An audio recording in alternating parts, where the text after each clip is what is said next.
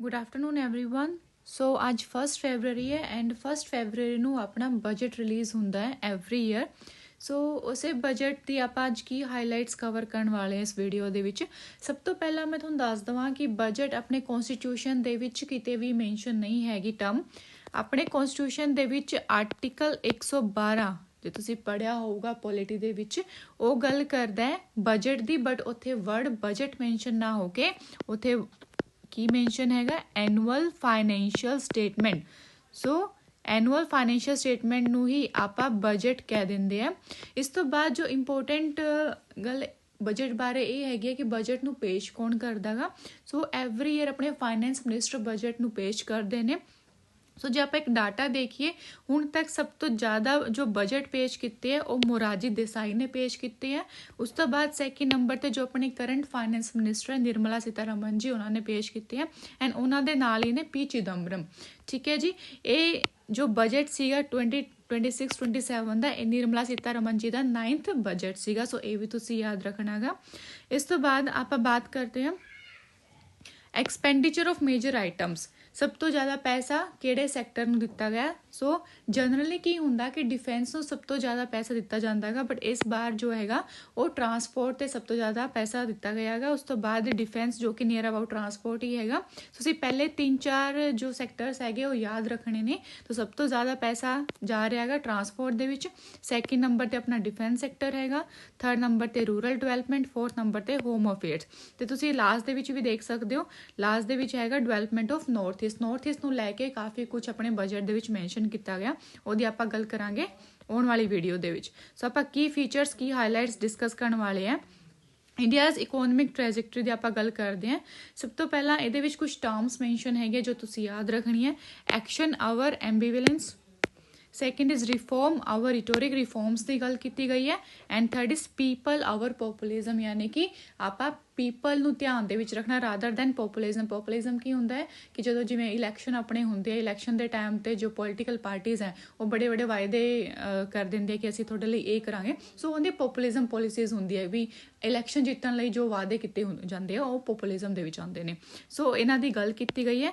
ਇਸ ਤੋਂ ਬਾਅਦ ਆਪਣਾ ਜੋ ਏਮ ਰੱਖਿਆ ਗਿਆ ਬਜਟ ਦਾ ਇਸ ਵਾਰ ਉਹ ਰੱਖਿਆ ਗਿਆ ਹੈ transform aspiration into achievement. Aspiration ਨੂੰ ਅਚੀਵਮੈਂਟ ਦੇ ਵਿੱਚ ਕਨਵਰਟ ਕਰਨਾ ਤੇ ਪੋਟੈਂਸ਼ੀਅਲ ਨੂੰ ਪਰਫਾਰਮੈਂਸ ਦੇ ਵਿੱਚ ਕਨਵਰਟ ਕਰਨਾ। ਐਂਡ ਇਸ ਵਾਰ ਜੇ ਤੁਸੀਂ ਦੇਖੋਗੇ ਬਜਟ ਦੇ ਵਿੱਚ ਕੁਝ ਖਾਸ ਚੇਂਜਸ ਨਹੀਂ ਹੋਏ। ਜਿਵੇਂ ਕਿ ਆਪਾਂ ਇਨਕਮ ਟੈਕਸ ਦੀ ਗੱਲ ਕਰਦੇ ਹਾਂ, ਮੇਜਰ ਜੋ ਮਿਡਲ ਕਲਾਸ ਹੈਗੀ ਆ ਉਹ ਦੇਖਦੀ ਹੈ ਕਿ ਬਜਟ ਦੇ ਵਿੱਚ ਇਨਕਮ ਟੈਕਸ ਦੇ ਵਿੱਚ ਕੀ ਚੇਂਜ ਕੀਤਾ ਗਿਆ। ਸੋ ਉਹ ਜਿਹਾ ਕੁਝ ਚੇਂਜਸ ਆਪਾਂ ਨੂੰ ਨਹੀਂ ਵੇਖਣ ਨੂੰ ਮਿਲਣਗੇ। ਬਟ ਇਹਦੇ ਵਿੱਚ ਗੱਲ ਕੀਤੀ ਗਈ ਸਟੈਬਿਲਿਟੀ ਦੀ, ਯਾਨੀ ਕਿ ਜੋ ਪਹਿਲਾਂ ਰਿਫਾਰਮਸ ਕੀਤੇ ਗਏ ਨੇ, ਜੋ ਪਹਿਲਾਂ ਟੈਕਸ ਲੈਬ ਸੀਗੇ ਉਹ ਕੰਟੀਨਿਊ ਰਹਿਣਗੀਆਂ, ਬਟ ਉਹਨੂੰ ਥੋੜਾ ਜਿਹਾ ਕੰਸੋਲੀਡੇਟ ਕੀਤਾ ਜਾਊਗਾ। ਠੀਕ ਹੈ, ਸਟੈਬਿਲਿਟੀ ਲੈ ਕੇ ਆਈ ਜਾਊਗੀ। ਫਿਸਕਲ ਡਿਸਿਪਲਿਨ ਦੀ ਗੱਲ ਕੀਤੀ ਗਈ ਹੈ ਕਿ ਜ਼ਿਆਦਾ ਐਕਸਪੈਂਡੀਚਰ ਨਾ ਹੋਵੇ, ਰੈਵਨਿਊ ਤੇ ਜ਼ਿਆਦਾ ਸੋਰਸ ਬਣਾਏ ਜਾਣਗੇ। ਸਸਟੇਨਡ ਗਰੋਥ ਦੀ ਗੱਲ ਕੀਤੀ ਗਈ ਹੈ ਕਿ ਜੋ ਆਪਣੀ ਗਰੋਥ ਚੱਲ ਰਹੀ ਹੈ over the period of time ਜੋ ਨੀਅਰ ਅਬਾਊਟ 7% ਹੈ ਉਹਨੂੰ ਅਸੀਂ ਸਸਟੇਨ ਰੱਖਣਾ ਹੈ ਲੌਂਗ ਟਾਈਮ ਤੱਕ। ਐਂਡ ਜੋ ਇਨਫਲੇਸ਼ਨ ਆਪਣੀ ਮਹਿੰਗਾਈ ਹੁੰਦੀ ਹੈ ਉਹਨੂੰ ਆਪਾਂ ਮੋਡਰੇਟ ਰੱਖਣਾ। ਸੋ ਇਨ 4 ਏਰੀਆਜ਼ ਤੇ ਜੋ ਹੈ ਉਹ ਫੋਕਸ ਕੀਤਾ ਜਾਊਗਾ। ਸੋ ਉਸ ਤੋਂ ਬਾਅਦ ਨਿਰਮਲਾ ਸੀਤਾਰਮਨ ਜੀ ਆਪਣੇ ਬਜਟ ਸਪੀਚ ਦੇ ਵਿੱਚ ਕਹਿੰਦੇ ਆ ਕਿ ਜੋ 7% ਦਾ ਟਾਰਗੇਟ ਹੈਗਾ ਕਿ ਅਸੀਂ ਇੰਨੀ ਗਰੋਥ ਸਸਟੇਨਡ ਕਰਨੀ ਹੈ ਲੌਂਗ ਪੀਰੀਅਡ ਟਾਈਮ ਤੱਕ। ਸੋ ਉਹ ਕਿਵੇਂ ਹੋਊਗੀ। ਸਭ ਤੋਂ ਪਹਿਲਾਂ ਐਨਰਜੀ ਸਿਕਿਉਰਿਟੀ, ਐਨਰਜੀ ਦੇ ਵਿੱਚ ਸਿਕਿਉਰਿਟੀ ਲਿਆ ਕੇ ਜੋ ਆਪਣੀ ਇੰਪੋਰਟ ਦੇ ਇੰਡੀਪੈਂਡੈਂਸ ਹੈਗੀ ਹੈ ਡਿਪੈਂਡੈਂਸ ਹੈਗੀ ਆ ਉਹਨੂੰ ਕਮ ਕਰਕੇ, ਸਟਰਕਚਰਲ ਰਿਫਾਰਮਸ ਕਰਕੇ ਜੋ ਆਪਾਂ ਪਹਿਲਾਂ ਵੀ ਵੇਖਿਆ ਕਿ ਸਟਰਕਚਰਲ ਰਿਫਾਰਮਸ ਕੀਤੇ ਆ, ਜਿਵੇਂ ਕਿ ਲੇਬਰ ਕੋਡਸ ਜੋ ਇੰਟਰੋਡਿਊਸ ਕੀਤੇ ਸੀਗੇ 4 ਲੇਬਰ ਕੋਡਸ। ਸੋ ਉੱਦਾਂ ਦੇ ਹੀ ਅੱਗੇ ਜੋ ਸਟਰਕਚਰਲ ਰਿਫਾਰਮਸ ਕੰਟੀਨਿਊ ਰਹਿਣਗੇ। ਫਿਸਕਲ ਪ੍ਰੂਡੈਂਸ, ਯਾਨੀ ਕਿ ਜੋ ਪੈਸਾ ਖਰਚ ਕੀਤਾ ਜਾਊਗਾ ਉਹ ਬਹੁਤ ਵਾਈਜ਼ਲੀ ਖਰਚ ਕੀਤਾ ਜਾਊਗਾ, ਕੁਝ ਵੀ ਐਕਸਟਰਾ ਖਰਚ ਨਾ ਹੋਵੇ। ਜਾਂ ਇੱਥੇ ਆਪਾਂ ਗੱਲ ਕੀਤੀ ਸੀ ਨਾ ਫਿਸਕਲ ਡਿਸਿਪਲਿਨ ਲੈ ਕੇ ਆਇਆ ਜਾਊਗਾ। ਉਸ ਤੋਂ ਬਾਅਦ ਮੋਨੇਟਰੀ ਸਟੈਬਿਲਿਟੀ ਲੈ ਕੇ ਆਈ ਜਾਊਗੀ। ਪਬਲਿਕ ਇਨਵੈਸਟਮੈਂਟ ਤੇ ਜੋ ਹੈ ਉਹ ਥਰਸਟ ਦਿੱਤਾ ਜਾਊਗਾ, ਪਬਲਿਕ ਇਨਵੈਸਟਮੈਂਟ ਕੀਤੀ ਜਾਊਗੀ। ਉਸ ਤੋਂ ਬਾਅਦ citizens benefit from government actions ਤੇ ਫੋਕਸ ਹੋਊਗਾ। ਐਂਡ ਮੈਨੂਫੈਕਚਰਿੰਗ ਕੈਪੈਸਿਟੀ ਜੋ ਡੋਮੈਸਟਿਕ ਮੈਨੂਫੈਕਚਰਿੰਗ ਕੈਪੈਸਿਟੀ ਹੈਗਾ ਉਹਨੂੰ ਇਨਕਰੀਜ਼ ਕੀਤਾ ਜਾਊਗਾ। ਇਹਦੇ ਵਿੱਚ ਮੇਨਲੀ MSME ਸੈਕਟਰ ਤੇ ਜੋ ਹੈ ਉਹ ਫੋਕਸ ਕੀਤਾ ਗਿਆ ਹੈਗਾ। ਉਸ ਤੋਂ ਬਾਅਦ ਇਸ ਬਜਟ ਨੂੰ ਯੁਵਾ ਸ਼ਕਤੀ ਡਰਾਈਵਨ ਬਜਟ ਜੋ ਹੈ ਕਿਹਾ ਗਿਆ ਹੈਗਾ। ਐਂਡ ਇਹਦੇ ਵਿੱਚ ਗਵਰਨਮੈਂਟ ਦਾ ਜੋ ਸੰਕਲਪ ਹੈਗਾ ਉਹ ਫੋਕਸ ਕਰਦਾ ਗਾ 3 ਸੈਕਸ਼ਨ ਤੇ, ਇੱਕ ਪੂਅਰ ਤੇ ਤੁਸੀਂ ਯਾਦ ਰੱਖਣਾ, poor, underprivileged and disadvantage group ਤੇ ਜੋ ਫੋਕਸ ਕੀਤਾ ਗਿਆ ਹੈਗਾ। ਤੇ 3 ਕਰਤੱਵ ਤੇ ਇਹ ਬਜਟ ਫੋਕਸ ਕਰਦਾ ਗਾ। ਫਸਟ ਕਰਤੱਵ ਜੋ ਲਿਆ ਗਿਆ ਹੈਗਾ ਉਹ ਹੈਗਾ accelerate and sustain economic growth, ਜੋ ਆਪਾਂ ਪਹਿਲਾਂ ਵੀ ਗੱਲ ਕਰ ਰਹੇ ਹਾਂ ਕਿ ਜੋ ਇਕਨੋਮਿਕ ਗਰੋਥ ਚੱਲ ਰਹੀ ਹੈ, ਪਹਿਲਾਂ ਚੱਲਦੀ ਆ ਰਹੀ ਹੈ ਕੁਝ ਪੀਰੀਅਡ ਤੋਂ, ਉਹਨੂੰ ਹੀ ਅੱਗੇ ਸਸਟੇਨ ਕਰਨਾ ਹੈ। ਸੈਕਿੰਡ ਕਰਤੱਵ ਹੈਗਾ fulfil aspirations of hour people, ਜੋ ਵੀ ਆਪਾਂ ਗੱਲ ਕੀਤੀ ਸੀ ਨਾ ਕਿ ਐਸਪੀਰੇਸ਼ਨਸ ਨੂੰ ਜੋ ਹੈ ਉਹ ਅਚੀਵਮੈਂਟਸ ਦੇ ਵਿੱਚ ਕਨਵਰਟ ਕਰਨਾ, ਤੇ ਪੀਪਲ ਦੀ ਜੋ ਐਸਪੀਰੇਸ਼ਨਸ ਹੈ ਉਹਨਾਂ ਨੂੰ ਫੁਲਫਿਲ ਕਰਨਾ। ਐਂਡ ਥਰਡ ਕਰਤੱਵ ਹੈਗਾ सबका साथ सबका विकास, जो पहला भी चलता आ रहा हैगा। ठीक है, ਇਹਦੇ ਲਈ ਕੀ ਹੈਗਾ ਜੀ, ਫਾਈਨੈਂਸ਼ੀਅਲ ਸੈਕਟਰ ਨੂੰ ਥੋੜਾ ਹੋਰ ਰੈਜ਼ਿਲੀਐਂਟ ਬਣਾਇਆ ਜਾਊਗਾ। ਠੀਕ ਹੈ ਜੀ, ਰਿਫਾਰਮਸ ਜੋ ਸੀਗੇ ਉਹਨਾਂ ਨੂੰ ਕੰਟੀਨਿਊ ਕੀਤਾ ਜਾਊਗਾ। ਇਹ ਸਾਰੇ ਸੈਕਟਰ ਤੇ ਜੋ ਹੈ ਗਵਰਨੈਂਸ ਤੇ ਬੈਟਰ ਗਵਰਨੈਂਸ ਤੇ ਫੋਕਸ ਕੀਤਾ ਜਾਊਗਾ ਇਹ ਸਾਰੇ ਕਰਤੱਵਿਆਂ ਨੂੰ ਫੁਲਫਿਲ ਕਰਨ ਲਈ। ਠੀਕ ਹੈ ਜੀ, ਇਸ ਤੋਂ ਬਾਅਦ ਇੰਡੀਆਜ਼ ਰਿਫਾਰਮ ਐਕਸਪ੍ਰੈਸ ਦੀ ਗੱਲ ਕੀਤੀ ਗਈ ਹੈ, ਤੇ ਇਹਦੇ ਵਿੱਚ ਗਵਰਨਮੈਂਟ ਨੇ ਆਖਿਆ ਗਾ ਕਿ ਅਸੀਂ 350 ਰਿਫਾਰਮਸ ਜੋ ਹੈ ਉਹ ਆਲਰੇਡੀ ਰੋਲਡ ਆਊਟ ਕਰ ਚੁੱਕੇ ਹਨ, ਜਿਹਦੇ ਵਿੱਚ GST ਨੂੰ ਸਿੰਪਲੀਫਾਈ ਕੀਤਾ ਗਿਆ ਸੀਗਾ, ਜੋ 4 ਲੇਬਰ ਕੋਡ ਸੀਗੇ ਉਹ ਇੰਟਰੋਡਿਊਸ ਕੀਤੇ ਗਏ ਸੀਗੇ। ਇਸ ਤਰੀਕੇ ਦੇ ਕੁਝ ਰਿਫਾਰਮਸ ਜੋ ਅਸੀਂ ਇੰਟਰੋਡਿਊਸ ਕਰ ਰਹੇ ਹਾਂ ਤੇ ਉਹ ਅੱਗੇ ਆਉਣ ਵਾਲੇ ਟਾਈਮ ਦੇ ਵਿੱਚ ਵੀ ਅਸੀਂ ਕੰਟੀਨਿਊ ਰੱਖਾਂਗੇ। ਉਸ ਤੋਂ ਬਾਅਦ ਹਾਈ ਲੈਵਲ ਕਮੇਟੀਜ਼ ਬਣਾਈ ਜਾਣਗੀਆਂ। ਠੀਕ ਹੈ ਜੀ, ਪ੍ਰੋਡਕਟਿਵਿਟੀ ਨੂੰ ਜੋ ਹੈ ਬੂਸਟ ਕੀਤਾ ਜਾਊਗਾ। ਇਹ ਸਾਰੇ ਰਿਫਾਰਮਸ ਜੋ ਹੈ ਗਵਰਨਮੈਂਟ ਕਰੂਗੀ। ਉਸ ਤੋਂ ਬਾਅਦ ਡੀਰੈਗੂਲੇਸ਼ਨ ਦੀ ਗੱਲ ਕੀਤੀ ਗਈ ਹੈ, ਤਾਂ ਕਿ ਜੋ ਕੰਪਲਾਈਂਸ ਰਿਕੁਆਇਰਮੈਂਟਸ ਹੁੰਦੀ ਹੈ ਬੇਸਿਕਲੀ ਜੋ ਬਿਜ਼ਨਸ ਦੇ ਵਿੱਚ, ਮੰਨ ਲਓ ਕਿਸੇ ਨੇ ਟੈਕਸ ਫਾਈਲ ਕਰਨਾ ਹੈ, ਕੁਝ ਹੋਰ ਵੀ ਕੰਪਲਾਈਂਸਿਸ ਜੋ ਹੁੰਦੀ ਹੈ ਉਹਦੇ ਵਿੱਚ ਰੈਡ ਟੇਪਿਜ਼ਮ ਬਹੁਤ ਜ਼ਿਆਦਾ ਹੁੰਦਾ, ਤਾਂ ਉਹਨੂੰ ਕਿਤੇ ਨਾ ਕਿਤੇ ਡੀਰੈਗੂਲੇਸ਼ਨ ਦੀ ਜੋ ਗੱਲ ਕਰ ਰਹੀ ਹੈ ਸੈਂਟਰ ਗਵਰਨਮੈਂਟ ਸਟੇਟ ਗਵਰਨਮੈਂਟ ਦੇ ਨਾਲ ਮਿਲ ਕੇ। ਠੀਕ ਹੈ ਜੀ, ਉਸ ਤੋਂ ਬਾਅਦ 6 ਪਿਲਰਸ ਰੱਖੇ ਗਏ ਹਨ ਜੀ ਗਰੋਥ ਐਂਡ ਡਿਵੈਲਪਮੈਂਟ ਕੇ। ਉਹ 6 ਪਿਲਰਸ ਆਪਾਂ ਡਿਸਕਸ ਕਰਾਂਗੇ ਡਿਟੇਲ ਦੇ ਵਿੱਚ। ਫਸਟ ਪਿਲਰ ਹੈਗਾ ਸਸਟੇਨਿੰਗ economic growth, second is strengthening the foundation of growth, third is people centric development, ਯਾਨੀ ਕਿ ਜੋ ਡਿਵੈਲਪਮੈਂਟ ਆਊਗੀ ਉਹ ਪੀਪਲ ਦੇ ਥਰੂ ਆਊਗੀ, ਪੀਪਲ ਸੈਂਟਰਿਕ ਹੋਊਗੀ। ਠੀਕ ਹੈ ਜੀ, ਉਸ ਤੋਂ ਬਾਅਦ ਫੋਰਥ ਟਰਸਟ ਬੇਸਡ ਗਵਰਨੈਂਸ ਦੀ ਗੱਲ ਹੁੰਦੀ ਹੈ। Then fifth is ease of doing business ਦੇ ਵਿੱਚ ਕੀ ਰਿਫਾਰਮਸ ਹੈਗੇ ਨੇ, and last is fiscal matters. ਠੀਕ ਹੈ ਜੀ, ਸੋ ਫਸਟ ਆਪਣਾ ਜੋ ਪਿਲਰ ਹੈਗਾ ਗਰੋਥ ਐਂਡ ਡਿਵੈਲਪਮੈਂਟ ਦਾ ਉਹ ਹੈਗਾ ਸਸਟੇਨਿੰਗ ਇਕਨੋਮਿਕ ਗਰੋਥ। ਇਹਦੇ ਵਿੱਚ ਕੀ ਆਊਗਾ, ਸਭ ਤੋਂ ਪਹਿਲਾਂ ਮੈਨੂਫੈਕਚਰਿੰਗ ਸੈਕਟਰ। ਮੈਨੂਫੈਕਚਰਿੰਗ ਸੈਕਟਰ ਦੇ ਵਿੱਚ ਗਵਰਨਮੈਂਟ ਕੀ ਕਰ ਰਹੀ ਹੈ ਤੇ ਅੱਗੇ ਕੀ ਹੋਊਗਾ ਆਪਾਂ ਡਿਸਕਸ ਕਰ ਲੈਂਦੇ ਹਾਂ। ਸਭ ਤੋਂ ਪਹਿਲਾਂ ਇੱਕ ਇੰਡੀਆ ਸੈਮੀਕੰਡਕਟਰ ਮਿਸ਼ਨ 2.0 ਜੋ ਹੈ ਉਹ ਲਾਂਚ ਹੋਊਗਾ। ਇੰਡੀਆ ਸੈਮੀਕੰਡਕਟਰ ਮਿਸ਼ਨ 2.1 ਜੋ ਹੈ ਤੁਸੀਂ ਪਹਿਲਾਂ ਦੇਖਣਾ ਹੈਗਾ, ਜੋ ਪਹਿਲਾਂ ਲਾਂਚ ਹੋਇਆ ਸੀਗਾ। ਉਸ ਤੋਂ ਬਾਅਦ ਬਾਇਓ ਫਾਰਮਾ ਸ਼ਕਤੀ ਦੀ ਗੱਲ ਕੀਤੀ ਗਈ ਹੈ। ਹਾਈ ਟੈਕ ਟੂਲ ਰੂਮਸ ਇਨ ਜੋ ਸੈਂਟਰਲ ਪਬਲਿਕ ਸੈਕਟਰ ਅੰਡਰਟੇਕਿੰਗਸ ਹੁੰਦੇ ਆ, ਇਹਨਾਂ ਦੀ ਗੱਲ ਕੀਤੀ ਗਈ ਹੈ। ਠੀਕ ਹੈ ਜੀ, ਕੰਟੇਨਰ ਜੋ ਹੈਗੇ ਆ ਜੋ ਕਾਰਗੋਜ਼ ਲਈ ਯੂਜ਼ ਹੁੰਦੇ ਆ ਉਹਨਾਂ ਦੀ ਮੈਨੂਫੈਕਚਰਿੰਗ ਦੀ ਗੱਲ ਕੀਤੀ ਗਈ, ਉਹਦੇ ਲਈ ਸਕੀਮ ਲੈ ਕੇ ਆਈ ਜਾਊਗੀ। ਟੈਕਸਟਾਈਲ ਤੇ ਕਾਫੀ ਫੋਕਸ ਕੀਤਾ ਗਿਆ ਹੈਗਾ। ਠੀਕ ਹੈ ਜੀ, ਉਸ ਤੋਂ ਬਾਅਦ ਜੋ ਇਲੈਕਟ੍ਰੋਨਿਕ ਕੰਪੋਨੈਂਟਸ ਹੁੰਦੇ ਆ ਉਹਨਾਂ ਦੀ ਮੈਨੂਫੈਕਚਰਿੰਗ ਲਈ ਜੋ ਸਕੀਮ ਲੈ ਕੇ ਆਈ ਜਾਊਗੀ। ਇਹ ਅਜੇ ਸਕੀਮਸ ਆਏ ਨਹੀਂ ਹੈਗੇ, ਇਹ ਸਕੀਮਸ ਆਉਣ ਵਾਲੇ ਟਾਈਮ ਦੇ ਵਿੱਚ ਆਪਾਂ ਨੂੰ ਵੇਖਣ ਨੂੰ ਮਿਲਣਗੀਆਂ। ਠੀਕ ਹੈ ਜੀ, ਉਸ ਤੋਂ ਬਾਅਦ ਸਕੀਮ ਹੋਊਗੀ to revive 200 legacy industrial cluster. So ਇਹ ਕੁਝ ਤੁਸੀਂ ਦੇਖ ਸਕਦੇ ਹੋ ਡੈਡੀਕੇਟਿਡ ਕੈਮੀਕਲ ਪਾਰਕਸ ਜੋ ਬਣਾਏ ਜਾਣਗੇ। ਇਹ ਸਾਰੀ ਸਕੀਮਸ ਜੋ ਹੈਗੇ ਮੈਨੂਫੈਕਚਰਿੰਗ ਨੂੰ ਬੂਸਟ ਕਰਨ ਲਈ ਜੋ ਹੈ ਉਹ ਲੈ ਕੇ ਆਊਗੀ ਗਵਰਨਮੈਂਟ। ਉਸ ਤੋਂ ਬਾਅਦ ਟੈਕਸ ਰਿਫਾਰਮਸ ਕੀ ਕੀਤੇ ਗਏ ਆ, ਸੋ ਆਪਣੇ ਟੈਕਸ ਸਲੈਬਸ ਦੇ ਵਿੱਚ ਤਾਂ ਕੋਈ ਚੇਂਜ ਨਹੀਂ ਕੀਤਾ ਗਿਆ। ਹਾਂ, ਜੋ ਕੋਈ ਰੈਜ਼ੀਡੈਂਟ ਆਪਣਾ ਹੈਗਾ ਜੋ ਬਾਹਰ ਰਹਿੰਦਾ ਨੋਨ ਰੈਜ਼ੀਡੈਂਟ ਜੋ ਹੈਗਾ, ਉਹ ਜੇ ਇੰਡੀਆ ਦੇ ਵਿੱਚ ਵਪਾਰ ਕਰਦਾ ਕੈਪੀਟਲ ਗੁੱਡਸ ਦੇ ਵਿੱਚ ਜਾਂ ਕੋਈ ਇਕਵਿਪਮੈਂਟ ਦੇ ਵਿੱਚ ਜਾਂ ਕੋਈ ਟੋਲ ਮੈਨੂਫੈਕਚਰ ਯਾਨੀ ਕਿ ਰੋ ਮਟੀਰੀਅਲ ਨੂੰ ਜੋ ਫਾਈਨਲ ਪ੍ਰੋਡਕਟ ਬਣਾ ਕੇ ਵੇਚ ਰਿਹਾ ਇੰਡੀਆ ਦੇ ਵਿੱਚ ਕੋਈ ਨੋਨ ਰੈਜ਼ੀਡੈਂਟ ਹੈਗਾ, ਸੋ ਉਹਦੀ ਜੋ ਇਨਕਮ ਹੋਊਗੀ ਉਹਦੇ ਤੇ ਕੋਈ ਇਨਕਮ ਟੈਕਸ ਨਹੀਂ ਲੱਗੂਗਾ 5 ਸਾਲਾਂ ਤੱਕ। ਸੋ ਇਹ ਜੋ ਹੈ ਇੱਕ ਚੇਂਜ ਕੀਤਾ ਗਿਆ ਮੈਨੂਫੈਕਚਰਿੰਗ ਸੈਕਟਰ। ਇਹ ਸਾਰਾ ਕੰਮ ਹੋ ਰਿਹਾ ਹੈਗਾ ਮੈਨੂਫੈਕਚਰਿੰਗ ਸੈਕਟਰ ਨੂੰ ਬੂਸਟ ਕਰਨ ਲਈ। ਠੀਕ ਹੈ ਜੀ, ਸੋ ਇਹ ਸਾਰਾ ਇਹਦੇ ਵਿੱਚ ਦੇਖੋ ਤੁਸੀਂ ਡਿਊਟੀ ਫ੍ਰੀ ਇੰਪੋਰਟਸ ਦੀ ਗੱਲ ਕੀਤੀ ਗਈ ਹੈ, ਜੋ ਸਿੰਥੈਟਿਕ ਫੁੱਟਵੇਅਰਸ ਹੁੰਦੇ ਆ, ਲੈਦਰ ਇੰਡਸਟਰੀ ਹੈਗੀ ਉਹਦੇ ਵਿੱਚ। ਠੀਕ ਹੈ, ਉਸ ਤੋਂ ਬਾਅਦ ਕੁਝ ਜਿਵੇਂ ਏਅਰਕ੍ਰਾਫਟ ਮੈਨੂਫੈਕਚਰਿੰਗ ਦੀ ਇੰਡੀਆ ਦੇ ਵਿੱਚ ਕਾਫੀ ਗੱਲ ਚੱਲ ਰਹੀ ਹੈ ਕਿ ਜੋ ਏਅਰਕ੍ਰਾਫਟ ਹੈਗਾ ਉਹ ਇੰਡੀਆ ਦੇ ਵਿੱਚ ਹੀ ਮੈਨੂਫੈਕਚਰ ਹੋਏ, ਉਹਦੇ ਲਈ ਜੋ ਕਸਟਮ ਡਿਊਟੀ ਹੈ ਉਹਨੂੰ ਐਗਜ਼ੈਂਪਟ ਕੀਤਾ ਗਿਆ। ਜੋ ਵੀ ਕੰਪੋਨੈਂਟਸ ਯੂਜ਼ ਹੁੰਦੇ ਆ ਏਅਰਕ੍ਰਾਫਟ ਦੇ ਵਿੱਚ ਉਹਨਾਂ 'ਤੇ ਜੋ ਕਸਟਮ ਡਿਊਟੀ ਹੈ ਉਹਨੂੰ ਐਗਜ਼ੈਂਪਟ ਕੀਤਾ ਗਿਆ ਹੈਗਾ। ਠੀਕ ਹੈ, ਮਾਈਕ੍ਰੋਵੇਵ ਓਵਨਸ ਤੁਸੀਂ ਦੇਖੋਗੇ ਇਹਦੇ ਵਿੱਚ ਵੀ ਜੋ ਕੰਪੋਨੈਂਟਸ ਯੂਜ਼ ਹੁੰਦੇ ਆ ਉਹਨਾਂ 'ਤੇ ਕਸਟਮ ਡਿਊਟੀ ਨੂੰ ਐਗਜ਼ੈਂਪਟ ਕੀਤਾ ਗਿਆ। ਸੋ ਇਹ ਸਾਰੇ ਜੋ ਰਿਫਾਰਮਸ ਆ ਉਹ ਲਏ ਗਏ ਨੇ ਮੈਨੂਫੈਕਚਰਿੰਗ ਨੂੰ ਬੂਸਟ ਕਰਨ ਲਈ। ਉਸ ਤੋਂ ਬਾਅਦ MSME ਤੇ ਫੋਕਸ ਕੀਤਾ ਗਿਆ ਹੈਗਾ। ਠੀਕ ਹੈ, ਉਹਦੇ ਵਿੱਚ ਇੱਕ small medium enterprise growth fund ਬਣਾਇਆ ਜਾਊਗਾ ਜਿਹਦੇ ਵਿੱਚ 10,000 ਕਰੋੜ ਦਾ ਕੋਰਪਸ ਹੋਊਗਾ, ਠੀਕ ਹੈ ਜੀ। ਐਂਡ ਇੱਕ 2021 ਦੇ ਵਿੱਚ ਸੈਲਫ ਰਿਲਾਇੰਟ ਇੰਡੀਆ ਫੰਡ ਬਣਾਇਆ ਗਿਆ ਸੀ, ਉਹਦੇ ਵਿੱਚ ਵੀ 2,000 ਕਰੋੜ ਦਾ ਜੋ ਕੰਟਰੀਬਿਊਸ਼ਨ ਗਵਰਨਮੈਂਟ ਕਰੂਗੀ।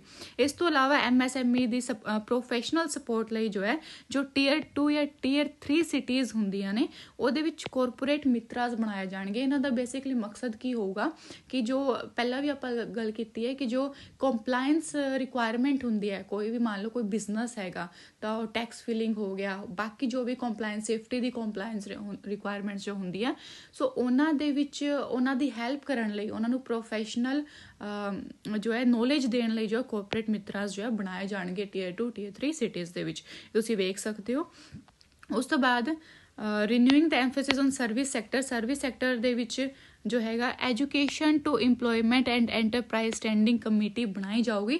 ਐਂਡ ਸਰਵਿਸ ਸੈਕਟਰ ਨੂੰ ਕੋਰ ਡਰਾਈਵਰ ਮੰਨਿਆ ਗਿਆ ਵਿਕਸਿਤ ਭਾਰਤ ਦਾ, ਠੀਕ ਹੈ ਜੀ। ਹੈਲਥ ਸੈਕਟਰ ਦੇ ਵਿੱਚ ਵੀ ਤੁਸੀਂ ਵੇਖੋਗੇ ਕੁਝ ਨਿਊ ਇੰਸਟੀਟਿਊਸ਼ਨਸ ਜੋ ਹੈ ਐਲੀਡ ਹੈਲਥ ਪ੍ਰੋਫੈਸ਼ਨਲਸ ਦੇ ਬਣਾਏ ਜਾਣਗੇ ਔਰ ਜੋ ਆਲਰੇਡੀ ਬਣੇ ਹੋਏ ਆ ਉਹਨਾਂ ਨੂੰ ਅਪਗ੍ਰੇਡ ਕੀਤਾ ਜਾਊਗਾ ਇਨ 10 ਸਿਲੈਕਟਡ ਡਿਸਿਪਲਿਨਸ ਦੇ ਵਿੱਚ। ਬਾਕੀ ਕੇਅਰ ਇਕੋਸਿਸਟਮਸ ਨੂੰ ਬੂਸਟ ਕੀਤਾ ਜਾਊਗਾ, ਜੋ ਚਾਈਲਡ ਕੇਅਰ ਹੈਗਾ ਜਾਂ ਫਿਰ ਜੋ 올ਡ ਏਜ ਕੇਅਰ ਹੈਗਾ ਉਹਨਾਂ ਲਈ ਜੋ ਹੈ 1.5 ਲੱਖ ਜੋ ਕੇਅਰ ਗਿਵਰਸ ਨੇ ਉਹਨਾਂ ਨੂੰ ਟ੍ਰੇਨ ਕੀਤਾ ਜਾਊਗਾ, ਬੇਸਿਕਲੀ ਇਹ ਆਖਿਆ ਜਾ ਰਿਹਾ।